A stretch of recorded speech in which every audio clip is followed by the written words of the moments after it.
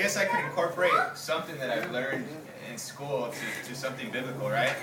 So I was telling you that this actually came to me one day when I was just at work, and out of nowhere I just started writing it down, and I started connecting the concepts from what I've learned in my geography degree and with growth spiritually, right? So I started connecting, and then I just started looking at it more biblically, and I started to see that, and then out of that I got this little presentation ready, and I wanted to present it to. He gave me the opportunity to present it to the guys because I think it's a good thing to learn because, as you'll see, the world is connected regardless of whatever way we look at it, right? And we can connect anything from the world to apply to our life. And it's kind of like these terms that I'm going to use. I'm going to apply it later on to. You'll see what I hope you guys can pick up on this. So, you guys see it's called urban growth and development. They're geographical concepts.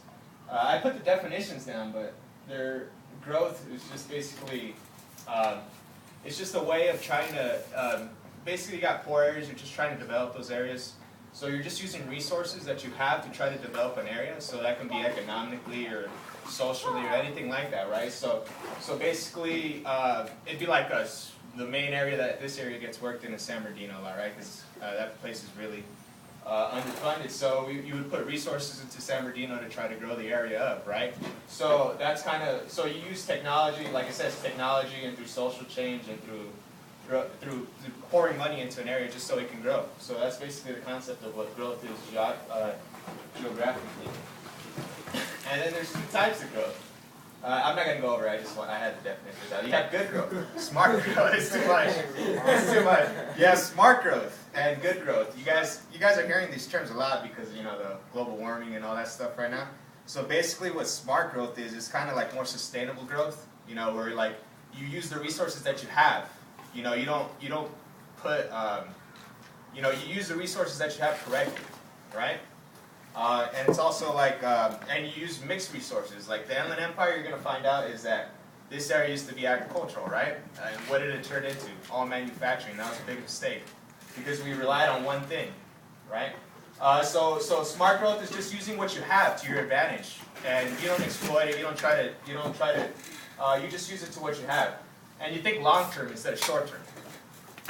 Bad growth. There's a term for it. It's called urban sprawl. It's Inland Empire. Basically what you do is you keep expanding the city out. So you're taking out the land that used to be used for something else, and you just keep expanding the city out. You just keep developing and developing without considering what are the long-term effects, right? And Rancho Cucamonga, all these cities are a perfect example. They build without even thinking about, okay, if there's an earthquake, these houses are going to get destroyed, because the mountains are right behind it and stuff like that.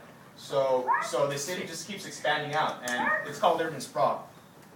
We got perfect examples. We live in urban sprawl. We got problems with traffic. We got problems with everything, right? Because they didn't think in advance before they built. So we're paying the consequences here with bad air, all that stuff, because the city keeps expanding out. So you basically have the two types, the good growth and then the bad growth. And I'm going to focus on the bad growth. The Inland Empire. Like I said, this is a perfect example. During the recession, this was the hardest hit area in the whole country. We had the highest unemployment rate, which was, I think, like at 16%. Why? Because we focused on only two things. We focused on construction and manufacturing and warehousing. A lot of us got hit on that too, right? The second the housing market went, the construction market went. So there's a lot of unemployment here. And then with that also, people stopped buying stuff, so the warehousing industry fell here. So that added up to about 16% unemployment. It was the worst here in the country. It probably still closest to San Bernardino was at 17%. So our focus was mainly on that, and we got hit really hard. Why? Because we didn't diversify what we did here in this area. It went from, like I said, agriculture to only this. We only focus on these two. All right. So like I just put the question down there. Which would it be better during a recession? A good development or bad development? It's only obvious that good development is going to be, because they at least have more diversity, so at least if one area got hit, they could still worry on other things. So that's basically the concept that I want to get to, is like, in our lives, now I'm going to transform it, in our lives, do we develop in an area certainly, and when we do get those times, are we going to be able to handle certain issues that arise, right? So now I'm just going to transform the focus to human growth. So we have three main growths in our lives, right? We got physical, personal, and spiritual. So I just wanted to ask everybody, so just take a second to actually think of which one of the three you actually concentrate more on. And I can answer myself which one I focus more on.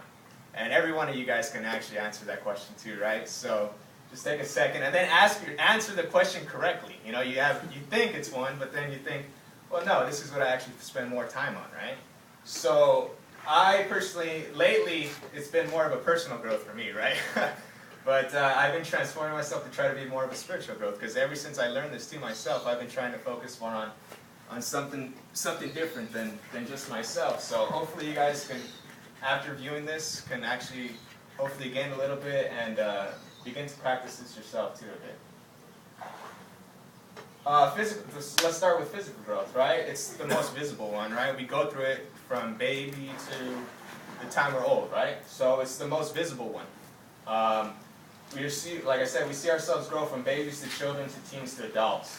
So here's the one that kind of tricks you the most, because it's only obvious. So you guys are at the stage where we think as we get older, we think we're more mature and we could get away with, we could start thinking because we're more older, we can do more things and do other things, right? So basically, like I put, it's a big mistake, right? Age is a false, kind of a false indicator of where you think you're at really in life, because at the age of 18, I felt like, oh, I'm finally free, you know? I can do anything I want.